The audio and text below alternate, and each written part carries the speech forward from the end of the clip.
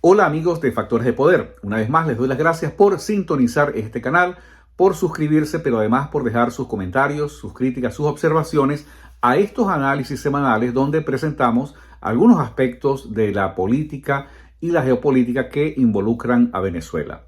Desde el año 1999, cuando Chávez llega al poder, el chavismo ha ejercitado una práctica muy frecuente de apelar a negociaciones, a mesas de negociaciones, creando la expectativa, la ilusión, la idea de que es posible lograr algún cambio dentro del régimen chavista, dentro de la Constitución del año 99 y dentro del marco que de una manera estricta controla el chavismo. Esto quiere decir que dentro de unas elecciones que ellos controlan en todas sus fases, con unos jueces que son incondicionales de ellos, con unas fuerzas armadas que le responden, le obedecen al chavismo y no a la nación venezolana, ellos pues crean la expectativa de que algunas de estas cosas pueden cambiar. Sobre esta base se hace la invitación a algunos factores de la falsa oposición que se animan y se ilusionan y entonces ven en esto una posibilidad, según ellos han venido explicando durante mucho tiempo, de cambiar al régimen desde adentro. La realidad ha demostrado que esto es muy difícil, esto es prácticamente imposible, porque no hay instancias institucionales dentro del régimen chavista, dentro de ese Estado, que permitan un contrapeso de poderes. No hay una justicia independiente, no hay un poder militar que responda a los intereses de la nación venezolana, no hay una Asamblea Nacional que decida en forma autónoma y, por supuesto, pues tampoco existe una autoridad electoral que garantice unos comicios con transparencia, de manera que al chavismo controlar todas las instancias pues, del poder público es prácticamente imposible aspirar a un cambio dentro de ese régimen político. Sin embargo, como ellos necesitan de alguna manera validarse con aunque sea la participación, digamos, a regañadientes o la participación condicionada de esta falsa oposición, el chavismo siempre de una forma sistemática, cíclica, pero muy consecuente, ellos cada vez que entran en la fase preelectoral, crean unas condiciones para ir a unas mesas de negociaciones, a unas negociaciones, con promesas que nunca se cumplen, con algunos incentivos que siempre finalmente resultan ser concesiones prácticamente muy poco significativas, porque el resultado es que la oposición siempre es llevada al matadero electoral sin ningún tipo de condiciones y sin ningún tipo de garantías. Pero esto lo hace el chavismo sencillamente porque tiene el poder para hacerlo. Al ellos controlar todos los elementos del poder público, pues en realidad es muy poco lo que queda fuera y es muy poco en lo cual esta oposición puede incidir. Inclusive, la presión internacional también ha tenido sus límites, sobre todo porque no ha sido diseñada como una presión para quebrar el régimen chavista, sino más bien como una presión para tratar de provocar algunas contradicciones internas y que esto libere algunas fuerzas que permitan un cambio. Esta estrategia también ha fracasado y por eso vemos que el chavismo pues, se beneficia de esta situación y sigue apelando a estas negociaciones que podríamos decir son una caricatura, son una burla. No solamente para las partes que se sientan a negociar con el chavismo y a producir documentos que nunca se cumplen, porque siempre el chavismo saca algún argumento, algún pie de página, alguna letra invisible que se le escapó a los que firmaron el documento y es lo que ellos les permite salirse de cualquier tipo de compromiso. Esto había ocurrido así hasta ahora. Porque una de las cosas que también hemos cuestionado de la falsa oposición es que ellos se ilusionan pensando que el chavismo necesita legitimidad para gobernar. Entonces, en un razonamiento falso dicen, bueno, como el chavismo necesita legitimidad, ellos tienen que ir a unas elecciones que aunque las controlen, pues seguramente no van a llegar al extremo de robárselas pues, de una manera grotesca. Bueno, esta tesis quedó completamente destruida el pasado 28 de julio, cuando se demostró que siempre el chavismo logra alcanzar niveles superiores de lo grotesco, niveles superiores de producir pues las condiciones para robarse unas elecciones como en efecto lo hicieron. O sea que no es un tema de legitimidad, no es un tema de que a ellos les avergüence que se les señale de que se han robado las elecciones, simplemente hay un aspecto material concreto de que mientras el chavismo tenga la fuerza, el monopolio de la fuerza y de la violencia y las armas de la nación venezolana para utilizarlas y linchar a la población civil indefensa, pues va a ser prácticamente imposible porque no hay otra fuerza que se pueda equiparar al poder de fuego que tiene un Estado. Así este Estado se llame el Estado chavista. Esto es lo que venía ocurriendo hasta ahora y es derivado de que no es como nos han dicho los operadores de la falsa oposición que el chavismo anda desesperado por negociar su salida y una transición, sino que no se puede deliberadamente, esto quiere decir a propósito, no se puede ignorar que cuando dos partes deciden negociar es porque ambas o una de ellas necesita. Hay un estado de necesidad que obliga, no es por el deseo o el voluntarismo psicológico que dos partes o dos personas dicen vamos a negociar, perdón, simplemente por satisfacer pues algún deseo, digamos, vamos a llamarlo de una categoría de tipo psicológico. Esto es lo que ha ocurrido con la falsa oposición venezolana, perdón, que se ha hecho la idea, la ilusión de que el chavismo necesita legitimidad, necesita negociar. Aquí el único factor que está en desventaja y que tiene debilidad a la hora no de los votos, porque es que lo que está en discusión no son los votos. Lo que está en discusión es el poder de fuego, la capacidad de fuego entre el bloque opositor y el bloque chavista. Bueno, en esa contradicción, en esa dialéctica, sin duda el chavismo tiene una gran ventaja porque tiene el monopolio de las armas de la República, las cuales utiliza para seguir en el poder. Entonces, en esa contradicción es prácticamente imposible lograr una solución que no sea negociada desde la perspectiva de la oposición. Por eso los factores que se oponen, reconociendo esa debilidad en la capacidad de fuego que hay, tienen que insistir que es necesaria la negociación. Perdón, pero en contraparte el chavismo, que sabe que no necesita negociar, porque ¿para qué van a negociar si están en una posición con poder de fuego que es privilegiada? Bueno, ellos utilizan las negociaciones simplemente para ganar tiempo, para enredar a la oposición, para, digamos, preparar las jugadas subsiguientes que ellos piensan ejecutar. Y esto en realidad lo que demuestra es que solamente se negocia cuando existe la necesidad real y material de negociar. Hasta ahora esto no ha ocurrido o no había ocurrido con el chavismo, por lo menos en lo que tiene que ver con la política interna. Sin embargo, el chavismo enfrenta, producto del desmantelamiento del aparato productivo nacional, de la economía de Venezuela, el desmantelamiento de la industria petrolera, el chavismo necesita recursos. No recursos para financiar su proyecto, no recursos para reconstruir al país, sino recursos para poderle pagar a los operadores de su aparato policial y militar.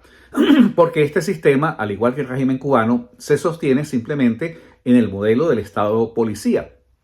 Y de esta forma es que el chavismo ha tenido que enfrentar una serie sucesiva de crisis económicas cíclicas que van y vienen, pero que en su conjunto presentan un contexto de un grave deterioro y prácticamente se está llegando al límite de las capacidades que pueda tener el Estado chavista de poder conseguir los recursos para pagarle a sus esbirros, pagarle pues a toda esta burocracia militar y policial que es la que permite que el chavismo siga en el poder.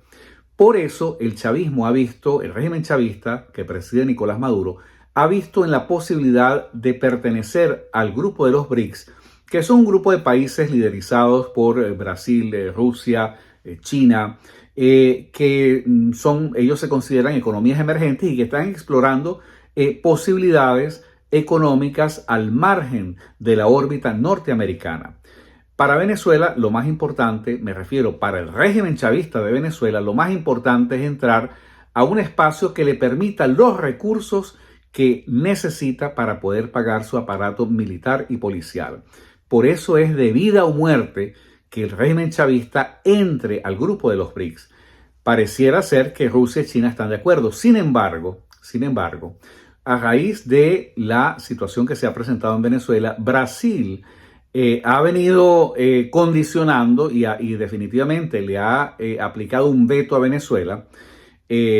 Aunque esto no ha sido declarado en forma pública, lo único que se conoce públicamente es que Brasil no está de acuerdo por los momentos con la incorporación de Venezuela al grupo de los BRICS. Digamos, entre líneas, se interpreta que es la consecuencia a la negativa del régimen de Nicolás Maduro a mostrar o de alguna manera a explicar de dónde sale su triunfo electoral del 28 de julio. Privadamente, algunos asesores del presidente Lula da Silva, como Celso Amorín, han dicho que en realidad el problema no es ni siquiera que Venezuela no presente las actas, sino que Brasil y Lula se sienten engañados por Nicolás Maduro. Ellos habrían preferido que se les hiciera sabedores de los pormenores del robo y del fraude electoral y en base a esto Brasil encuentra pues una situación que le permite decir, bueno, mientras no se muestren esas actas desglosadas por mesa de votación, Brasil no va a reconocer al gobierno de Nicolás Maduro o a Nicolás Maduro como, esta es una distinción que es muy importante tenerla clara. Brasil reconoce al gobierno de Nicolás Maduro, pero no reconoce a Nicolás Maduro como el ganador del 28 de julio. Esto que parece ser una pequeña distinción es muy importante porque es algo que posiblemente se va a mantener más allá del 10 de enero. ¿Qué es lo importante? Lo importante es que Brasil marca una distancia con su antiguo aliado, un aliado de características ideológicas, de características políticas y geopolíticas, de una tradición que arranca pues con el gobierno de Chávez, de alianzas, de ayudas entre los gobiernos de Venezuela y de Brasil, pero que ahora en este nuevo marco pareciera que ha tomado un giro. Sin embargo, nosotros hemos planteado en estos videos y en algunos artículos de opinión que el giro de Brasil no comienza el 28 de julio, como algunas personas pues se ilusionan y entonces creen que Brasil está actuando en defensa de los intereses democráticos de la nación venezolana. Una vez más tenemos que repetir que un Estado, inclusive un gobierno altamente ideologizado por las plataformas de izquierda, por las ideologías marxistas, como el gobierno de Ignacio Lula da Silva, el gobierno de Brasil, por encima de las ideologías existen una serie de condicionamientos que son de carácter geopolítico, que son los intereses del Estado. Solamente a título de ejemplo, pero hay más, puedo citar que por una razón poderosa de intereses de Estado, de intereses geopolíticos para Brasil, antes de ganar Bolsonaro, la política de Brasil con Lula era ir en dirección a ser parte del grupo de los BRICS. Durante el gobierno de Bolsonaro, que es un gobierno conservador, o fue un gobierno conservador de derecha, adversario político de Lula, sin embargo, Bolsonaro mantuvo esa misma política. Y estas son las cosas que a veces no se discuten desde el punto de vista del análisis y entonces se pasan desapercibidas y quedan esos huecos allí que no permiten comprender que más allá que unas relaciones, digamos, de tipo personal, lo que existe entre los países, perdón, son intereses y que un país o un estado como el estado brasilero, por encima de orientaciones desde el punto de vista ideológico o filosófico, lo que se impone son los intereses geopolíticos. ¿Por qué esta brevísima explicación es importante? Porque el giro de Brasil, como lo decía anteriormente, no comenzó el 28 de julio. El giro de Brasil con respecto a su política frente a Venezuela comenzó más o menos en el año 2020, pero más específicamente comienza cuando la Corte Internacional de Justicia se declara competente para conocer el asunto, la disputa territorial por el Esequibo entre Guyana y Venezuela. En las semanas siguientes, no puede ser casualidad que se anuncia un pacto militar y unas maniobras y unos ejercicios militares entre Guyana y Brasil. Y desde entonces hemos venido revisando informaciones periódicas de fortalecimiento de las relaciones militares entre Guyana y Brasil, lo que nos deja un poco en la idea, perdón, de que Brasil ya venía tejiendo este giro, pivotar en sus relaciones frente a Venezuela desde mucho antes, por supuesto, del 28 de julio del año 2024. Las razones por las cuales Brasil comienza a revisar su política frente a Venezuela es un tema que hay que analizarlo. No lo vamos a hacer en el día de hoy por los aspectos de tiempo, pero también para no para ser un poco más precisos en el argumento que queremos presentar. Lo que queremos analizar hoy no es por qué Brasil ahora parece ser, parece convertirse en uno de los aliados políticos, geopolíticos y militares más importantes de Guyana si eventualmente el desarrollo de esa crisis limítrofe termina en una decisión desfavorable hacia Venezuela por parte de la Corte Internacional de Justicia y Venezuela, entiéndase, el régimen chavista, se viese en la necesidad de responder en forma armada frente a Guyana, pues se encontraría con una alianza militar en la cual participaría Brasil, entre otros países de la región. Pero este es un tema muy importante, muy interesante, que lo vamos a analizar en las próximas semanas. Lo que queremos destacar en el día de hoy es que es la primera vez que el chavismo se presenta frente a una situación en la cual ellos desesperadamente necesitan entrar al grupo de los BRICS, porque necesitan dinero, porque necesitan recursos para financiar su aparato militar y policial. Sin embargo, el veto de Brasil, por las razones geopolíticas y militares que hemos explicado anteriormente, Brasil argumentando que se le ha engañado y que no se le informó correctamente sobre el resultado electoral favorable a Maduro el 28 de julio, ha asumido la posición que ha sido la posición que ha prevalecido en el grupo de los BRICS de impedir la entrada de Venezuela a ese grupo. No es casual tampoco que el presidente de Rusia, Vladimir Putin, que es una de las voces líderes, vamos a decir, en el grupo de los BRICS, y que, al igual que China, han mostrado su simpatía, su apoyo para que el régimen chavista entre al grupo de los BRICS, Vladimir Putin habría dicho, bueno, que este es un asunto, el veto, refiriéndose al veto, que tiene que resolver en forma directa Nicolás Maduro, el gobierno de Venezuela, con el gobierno de Brasil. De esta manera, por supuesto, Vladimir Putin, pues no vamos a decir que se lava las manos, pero evade un tema que tendrá que ser resuelto y que mientras Brasil mantenga este veto, no hay manera de que Venezuela entre los BRICS. La primera reacción del régimen chavista, por supuesto, como ya era de esperar, es una reacción, digamos, plagada de altanería, de arrogancia y de una extraordinaria brutalidad, porque en realidad lo que el régimen chavista debería estar pensando en este momento es buscar a sus mejores operadores para recomponer las relaciones con Brasil y no seguir en ese tobogán, en esa caída libre, prácticamente de llegar al extremo de romper relaciones con el único país que es la única posibilidad que tiene que sentarse a negociar con Brasil efectivamente para lograr la entrada de los BRICS. Si no hay una negociación, entiéndase, esto quiere decir, si Venezuela, si el régimen chavista que preside Nicolás Maduro no pone sobre la mesa a elementos tangibles de valor, no las promesas de Jorge Rodríguez, no las entrelíneas ni esas frases ambivalentes y ambiguas que ponen en los documentos, en los pactos, en los acuerdos que ha firmado con la falsa oposición o inclusive con los Estados Unidos. Si el régimen chavista no hace concesiones concretas que satisfagan las pretensiones de restablecer la confianza por parte de Brasil,